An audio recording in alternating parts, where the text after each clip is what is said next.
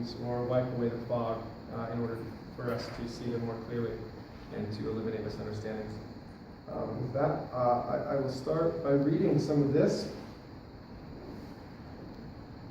Wittgenstein offers to us a very interesting way to conceive of philosophy in his work of philosophical investigations. We see in the investigations that Wittgenstein is contemplating questions such as what can be called a language, our uses of language, rules, and rule following. And most importantly, I think, he is questioning what it is to participate in the act of philosophy and philosophizing.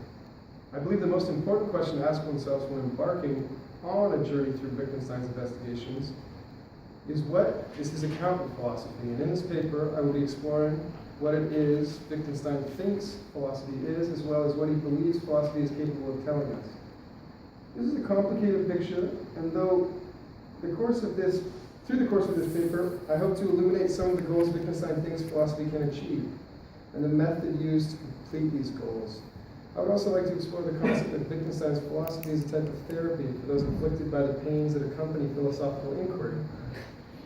In this work, he is writing for the mind that cannot seem to let a question go. For those of us who find ourselves plagued by philosophical inquiry, which I think is most of us, that's why we find ourselves at philosophy conferences, yields more questions than answers. Wittgenstein tells us that philosophers should not and do not supply theories or explanations. What does this mean? What are the consequences for philosophy? Wittgenstein says it cannot advance theory nor provide any explanation. This therapeutic method that Wittgenstein presents us with is vastly different than methods used by traditional philosophers throughout history. I will attempt to show, in contrast to traditional methods, how Wittgenstein's philosophy and method for finding philosophical foundations works, and how it works, and the type of answers we can hope to glean from using his method. What is it we can gain from seeing philosophy in the way that Wittgenstein conceives of it? What is the attractive qualities of his method? And what are there any unattractive qualities of his conception of philosophy? In this paper, we'll see a definition of philosophy from Wittgenstein, the goal of philosophical inquiry, the method in which he uses to achieve these goals, and in which way does philosophy benefit or not benefit from using this method. What is philosophy? That is a question many books have been written on. In this question, that because all of its complexity seems no more near being answered today as it was during the time of the pre-Socratics. Wittgenstein offers us a conception of philosophy that is quite different than we may be used to seeing with the classical Western model. And for that reason, it is worth exploring his definition of philosophy in depth. We must ask ourselves, what is philosophy to Wittgenstein? Wittgenstein identifies the problem with philosophy as misunderstanding the languages and using logical grammatical approaches, thinks he can clear away the problems he sees as nonsensical. I think this passage from the philosophical investigation speaks directly to the core of this. Our inquiry, therefore, is a grammatical one, and this inquiry sheds light on our problem by clearing misunderstandings away. Misunderstandings concerning the use of words brought about, among other things, by certain analogies between the forms of expression in different regions of our language, end quote. When he says that this inquiry is a grammatical one, I think that he's saying when we're participating in philosophical questioning, we tend to use the language without any thought of what it means when we're posing certain propositions. When we're philosophizing, oftentimes, by not understanding the meaning and uses of the words, we can easily get confused and embark down the wrong path, where in most cases, the problem we perceive is not a problem at all. Except that we are in a misunderstanding of the language itself and the work that the language is doing for us. Philosophy can only hope to act as a rag to clear away the dirt and grime from the mirror so we may be able to see the question better. Philosophy, seen as a grammatical inquiry, is a newer approach to me compared to what I'm used to in the philosophical tradition. I believe Wittgenstein's philosophy is meant to clear up misunderstandings, not to mystify us as it tends to do with more traditional methods. The focus for the greater part of the philosophical investigations is that our language and our use of it in ordinary life. Wittgenstein sees within the tradition of philosophy, we have the tendency to use words outside their ordinary meaning, and this is a problem that he wishes to address. When philosophers advance theses and attempt explanations, they find that language in its everyday uses do not provide sufficient criteria for explanation, therefore attach meaning and significance to words that provide or proves to confuse rather than to enlighten. Wittgenstein has an anti-theoretical approach to philosophy and sees the philosopher's job not to go down the road of abstract theorizing, but rather to clear up misunderstandings. He concludes his statements in remark 90 that this may be called analyzing our forms of expression, for sometimes this procedure resembles taking a thing apart, end quote. I do not think that in the investigations, Wittgenstein is trying to take things apart in a deconstructive manner necessarily. Sorry, I lost my place there. Though there is a resemblance to taking something apart, it is in the service of clearing confusions and cutting through what he thinks is a nonsense philosophical problem. There's a resemblance to taking a thing apart in what he's doing in regards to analysis of language, but it's not arising from the malicious feeling towards philosophy that he's doing this. I think that he's trying to show us that when we're using language to describe, especially in a philosophical way, that we should not attribute meanings and significance to words that are not present in their ordinary usage. That is why he sees this inquiry as a grammatical one, I believe. The method Wittgenstein proposes to us is what he calls a therapeutic method. This method is meant to ease the philosophical mind that cannot let a problem go by shedding light on different aspects of our language in a way which we use to pose the question as well as answer them. We see this method from the very beginning of remark 1. In this remark, Wittgenstein is contemplating what St. Augustine said about language. He says in response to Augustine, these words, it seems to me, give us a particular picture of the essence of human language, end quote. He says that with Augustine's view of language, we find the roots of the following idea. Every word has meaning. This meaning is correlated with the word. It is the object for which the word stands, end quote. This, I believe, is the start of the grammatical inquiry and sets tone for the following work.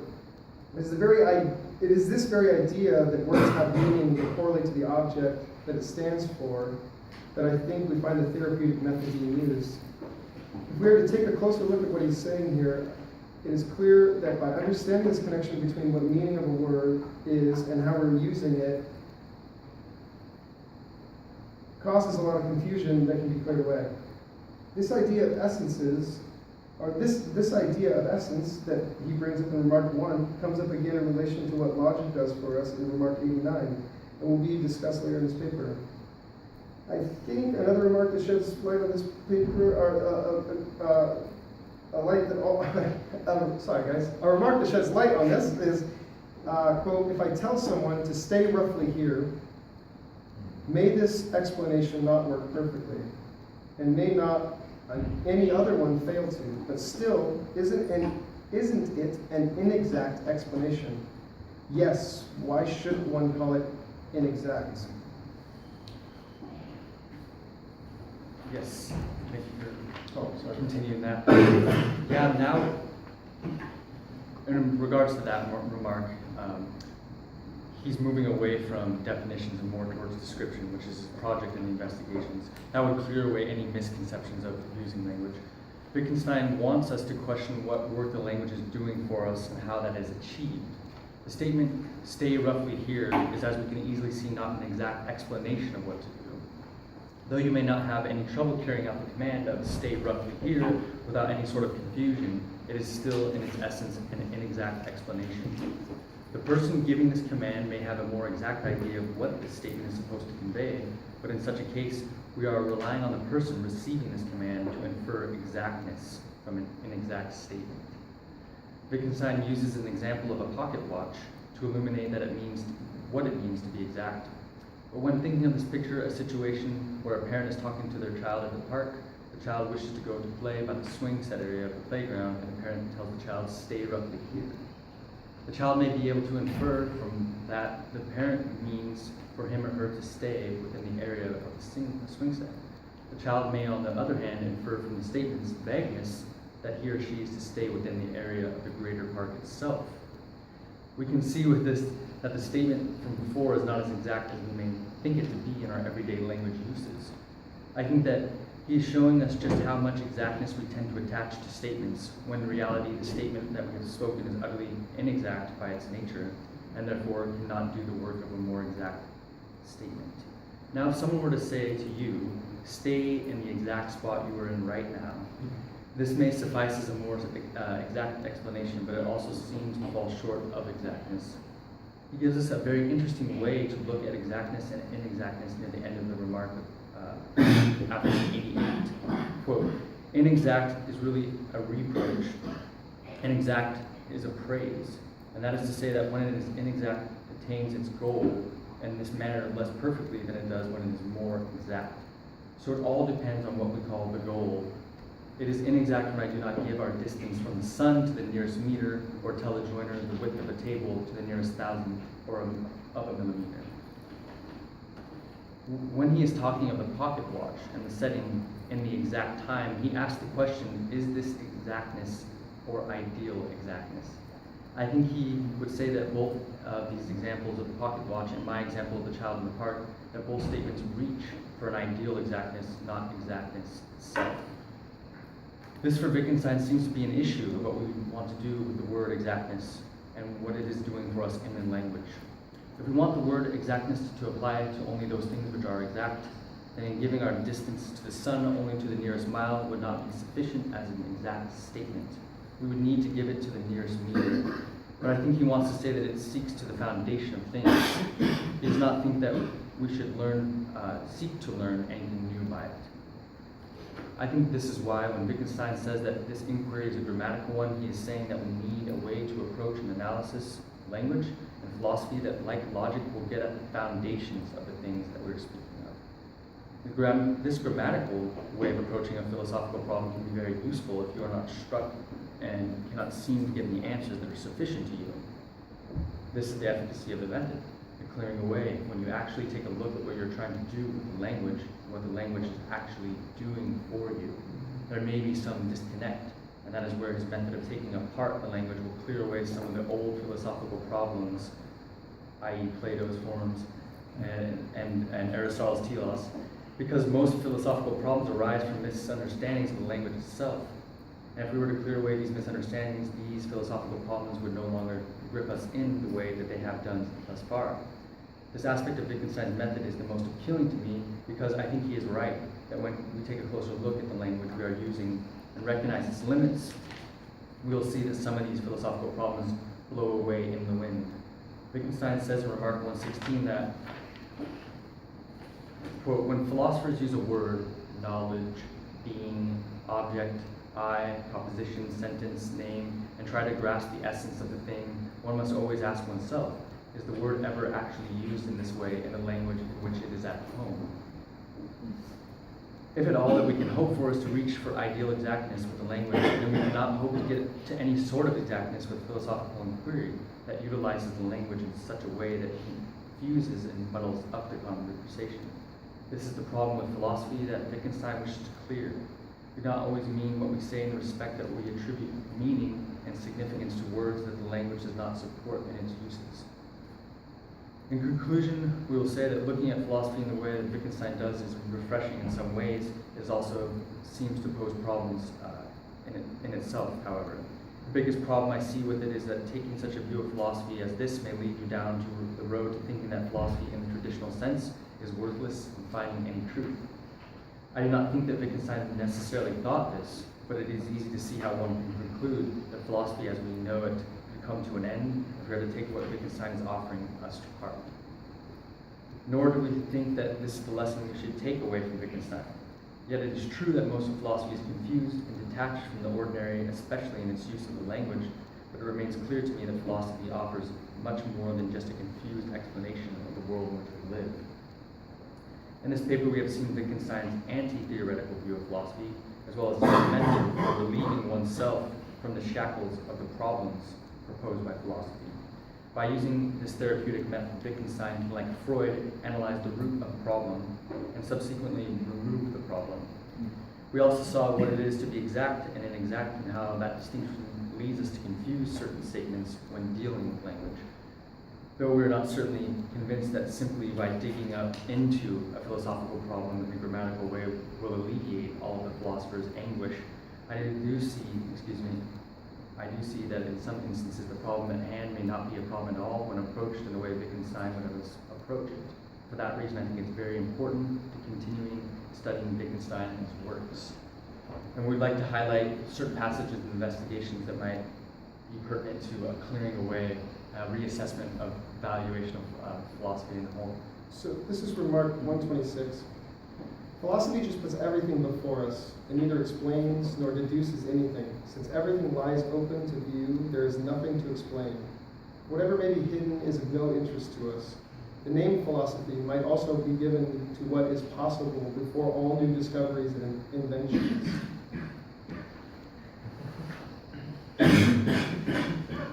And we'd like to interpret that as a collective instead of us opposing. So, and another fascinating passage, perhaps the most iconoclastic in this text for all of us here, 128. It reads, "If someone were to advance theses in philosophy, it would never be possible to debate them because everyone would agree to them." It does decenter you quite some. I think that was it. This passage is particularly. Yeah. There is not a single philosophical method, though there are indeed methods, different therapies, as it were. And that ties into also 90. Aphorism 90, where it's discussing the first one, the first part. Yeah, this is really that. This would lead you down the linguistic evaluation that Wittgenstein proposes. Especially, it says, "Our inquiry is therefore a grammatical one, and this inquiry sheds light on our problem by clearing misunderstandings away. Misunderstandings concerning the use of words brought about, among other things, by certain analogies between the forms of expression in different regions of our language. Some of them can be removed by substituting one form of expression for another. This may be called analyzing our forms of expression, for sometimes this procedure resembles taking a thing apart." And that's it. And we'd like to leave it. Yeah.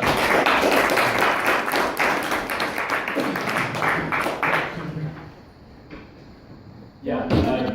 Oh, sorry. Yes. One of my favorite sections in there is it's a little short one. It says I don't remember what one it is, but it's philosophy treats questions like an illness.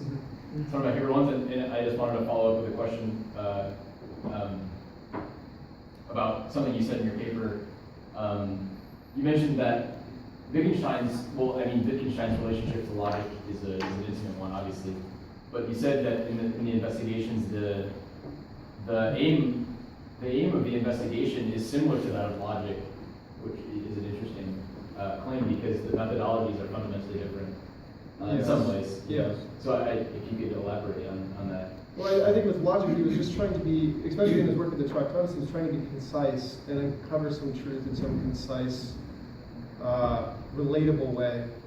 And I think, quite honestly, his project never changed from beginning to end. He just used a different method. Logic at first, later this sort of aphoristic writing. I think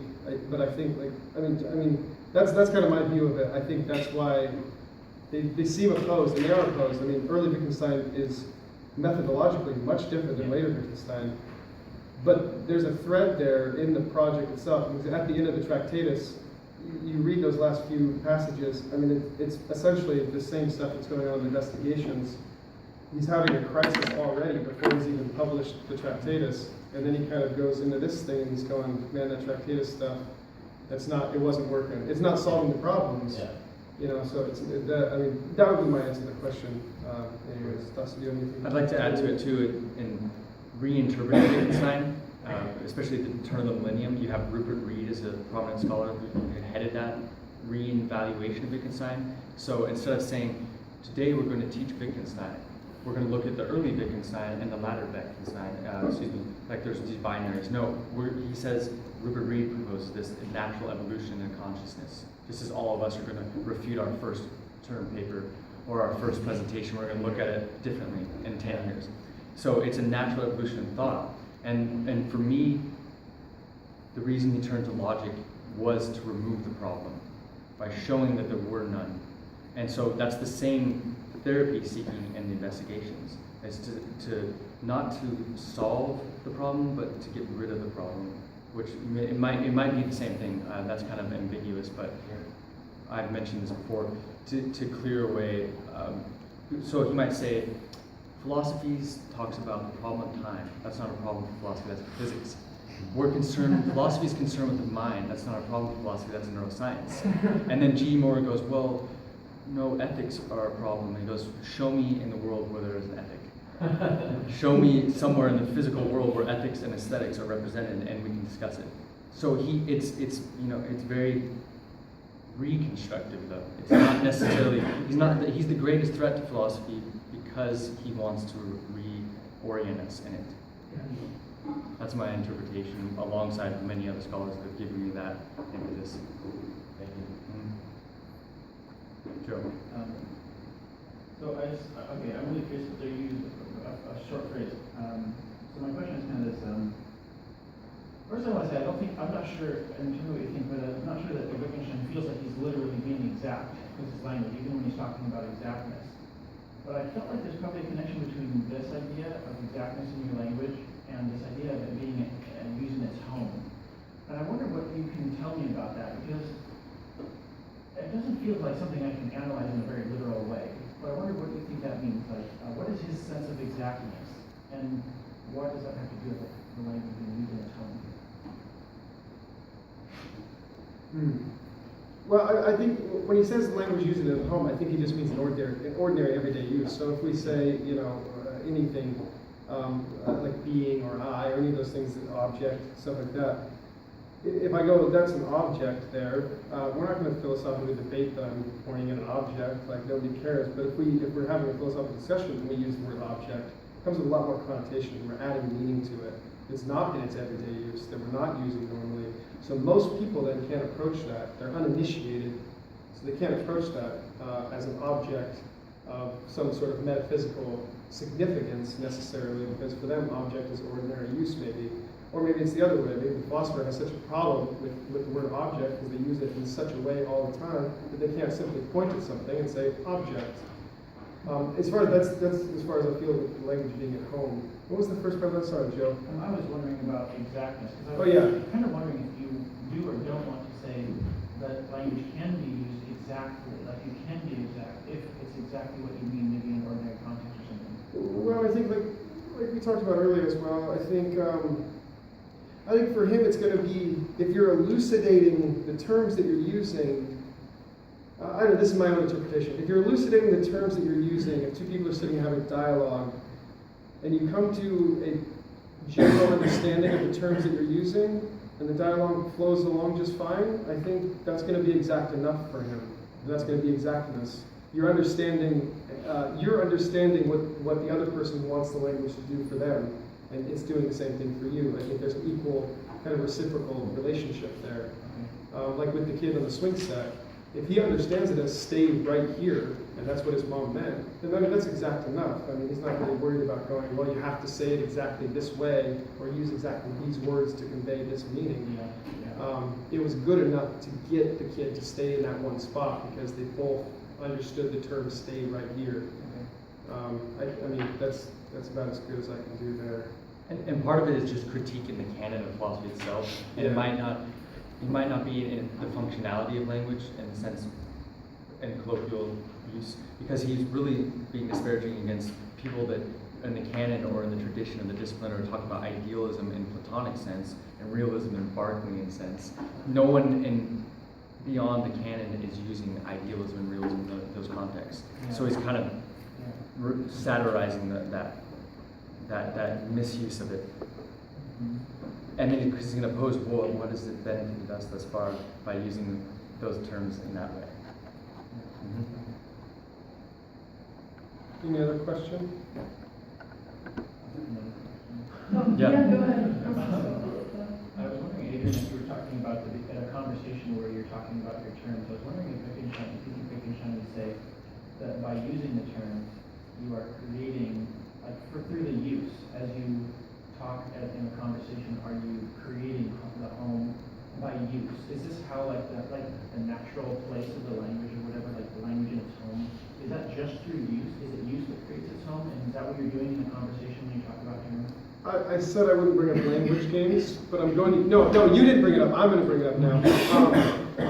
I think he's going to have to say that. He's going to have to agree with that. because of the very first proposition that or the second remark that he makes about builder A and builder B. Yeah. I mean, by saying pillar, slab, block, or whatever the fourth one was, I can't remember this, but by saying one of those 4 words and the guy getting the builder B getting the corresponding piece and bringing it to builder A, I think he's going to say that language now is at home. I mean, the words are now at home in that situation. So, I mean, if you take it to a philosophical realm and 2 of us sitting around having a dialogue, and we make those terms at home, I'm sure you're at some point you're going to have to go, yeah, sure, the terms are at home there. But I think it's going to be a very specific situation that they're going to be at home. I don't think generally, just because you're using them in that way, then they're all of a sudden going to be at home in the world. Yeah. I think it's going to be a very contextual, a specific situation that they become a language at home. Okay.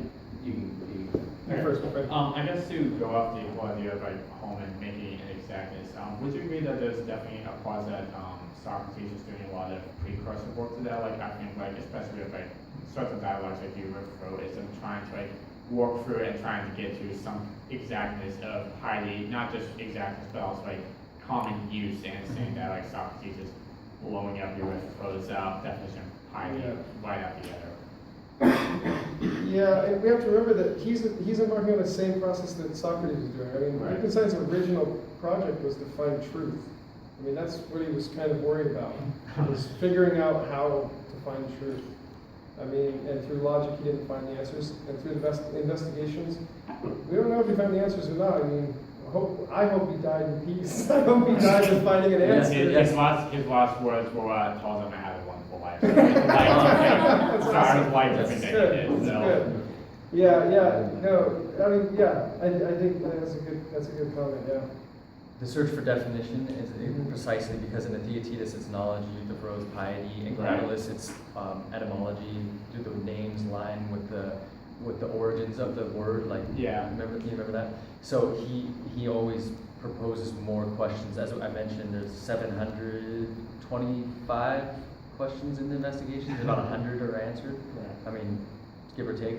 There are more. He takes you through a process of investigating. That's why it's very sporadic, and that's why questions are proposed. It's a didactic text. I think you could use it for teaching. Right. So the search for definition usually comes to no solution. Yeah, as we know from our classical canon of Plato. So in one sense, you can almost say that what Wittgenstein is doing is trying to bring philosophy back to what it was kind of originally intended in Western canon. Perhaps, Some that's a sense, good. so. I like that interpretation, even though he wouldn't mention that. Of He's- course, yeah. He's irreverent at times, it seems, to the classical canon by not mentioning them, but not making mention of them doesn't necessarily mean that he's completely ahistorical. He just didn't want you to open his text and just be overwhelmed with Kantian transcendental analytic and Heideggerian ontology, and he wanted you to be able to read his original thoughts, and it's in the odd way poetic because of that bare nature. It wasn't like the preface to Tchaikovsky, it's like, I really don't care if anyone's like made these comments before. I'm just doing it because. Yes, because I wanted to proceed at my own rate. Right, yeah. Yeah. Yeah, I just wanted to remark on the second to previous comment. I don't know if that's the correct way to say it. Yeah. You all know what I'm talking about somehow. Yeah, charitable interpretation. So, I just want to very exact, my friend. Yeah, no, we all got it somehow.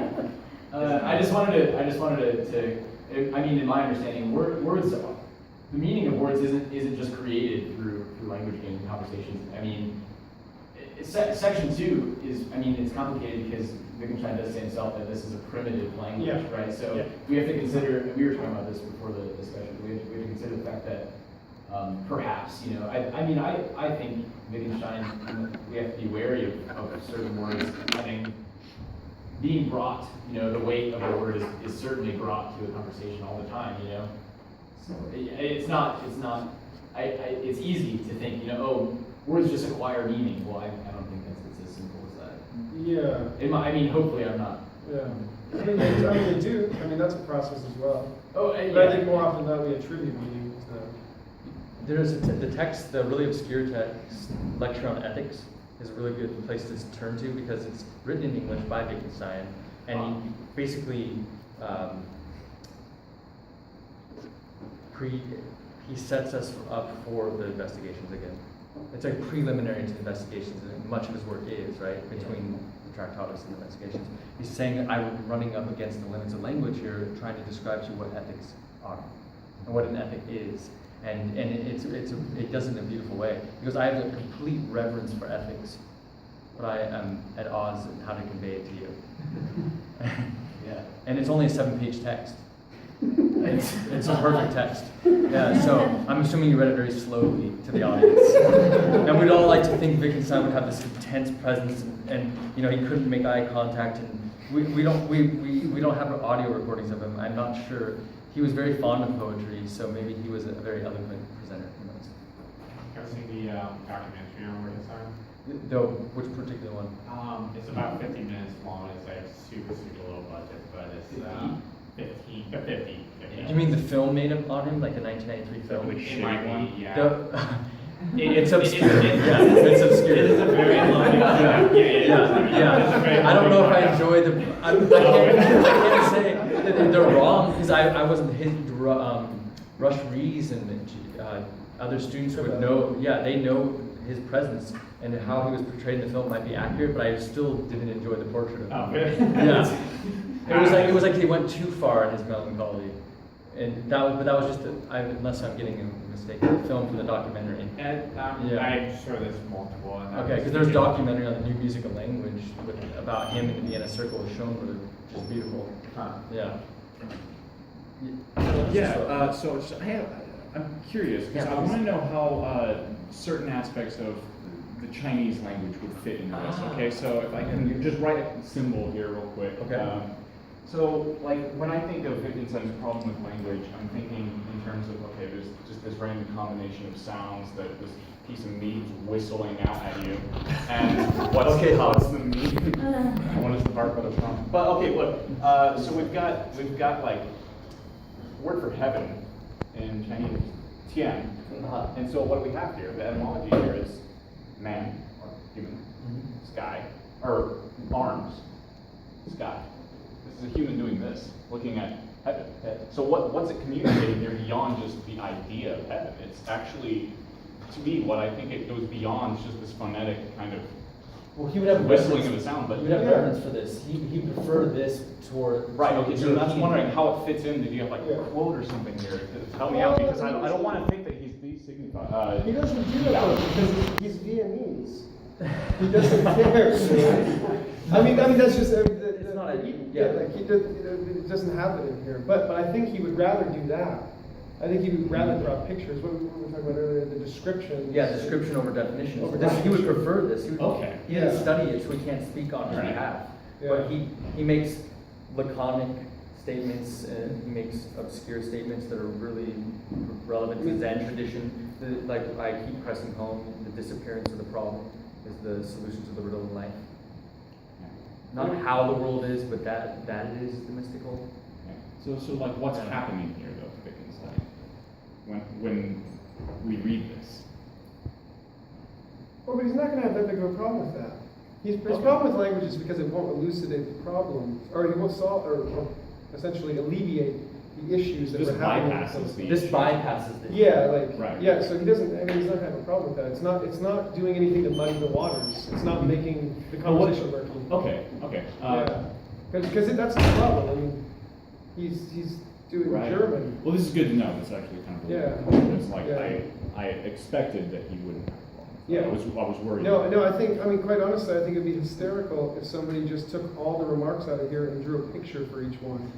And made it into like an extremely long comic strip. I think about that sometimes when I read it. I think, man, if somebody just made this into like a 7,000 page comic strip, because I might actually enjoy it. Yes. If I may, I think I have a comment that's like kind of based in a similar question. There seems to be this polarity that was established kind of early on in the paper between mysticism and method. And I'm wondering, and I think this is kind of a question that you're asking, what about instances where the mysticism, if you will, is itself the method? And so I think like that's what's happening right when we're looking at this thing, which Yes. is not you know, and I just wrote like some notes for myself to keep going in the right direction, but it seems almost and I love how this works time-wise with the data chain right before this, so I can compare them so perfectly, but it seems from what we just discussed in the previous speaker that some questions actually essentially depend on their ambiguity, and I'm wondering if, just to like read some of the text that we were handed, to compare these translations in this first one, data chain 1, if you still have it. On the left it says, even the finest teaching is not the Tao itself. Even the finest name is insufficient to define it.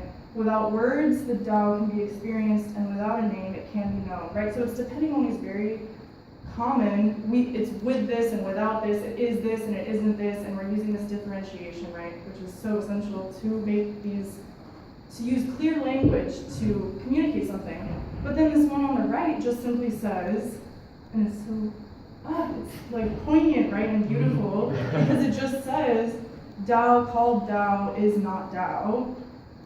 Names can name no lasting name. And that's it. That's like the translation of the same symbol, even, which seems to depend on this like subjective projection almost, that is itself kind of mystical.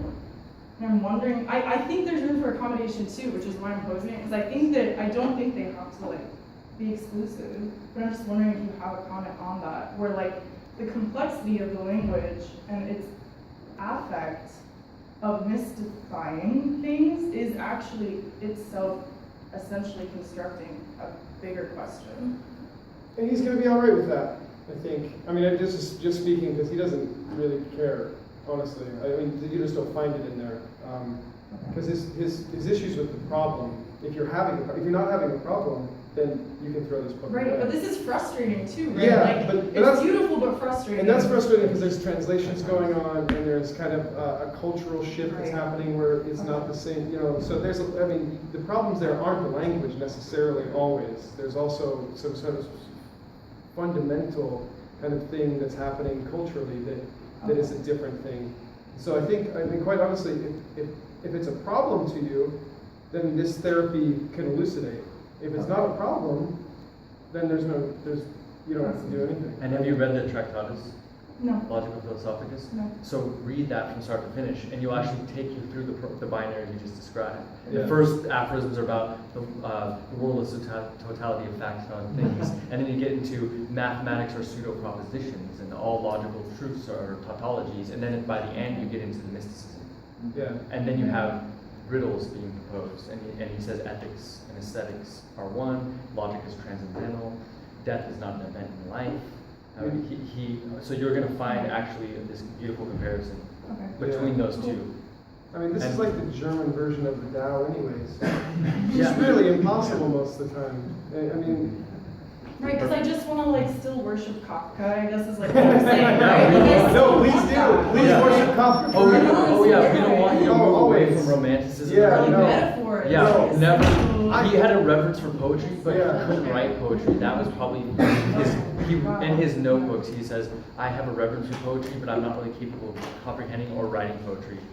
Yeah, see, I mean, I That's wasn't fine. initially attracted to this when I first started doing it. It took a long time for me because I tend to be much more on the romantic side with the literary stuff and that stuff. So at first this was like an attack on everything that I loved. And then I started realizing, no, he's not attacking what I love. He's helping me elucidate the things that I have problems with the things that I love. And once the problems go away, then I can go back to loving the things that I love. Yes. Without having any issues, or minimal issues, hopefully. It's so great, and I love the psychoanalytic comparison too. I think it like works so beautifully. Can I add So something? thank you so much. I was just gonna say real quick, to your comparison, in the past like 20 years, there's been a lot of amazing literature comparing Wittgenstein and Taoism. People have done dissertations on it. There's just, it's kind of its own little explosion in comparative philosophy, and I think there's something neat there. For sure. Yeah. Awesome. I'll have to check it out. Thank you.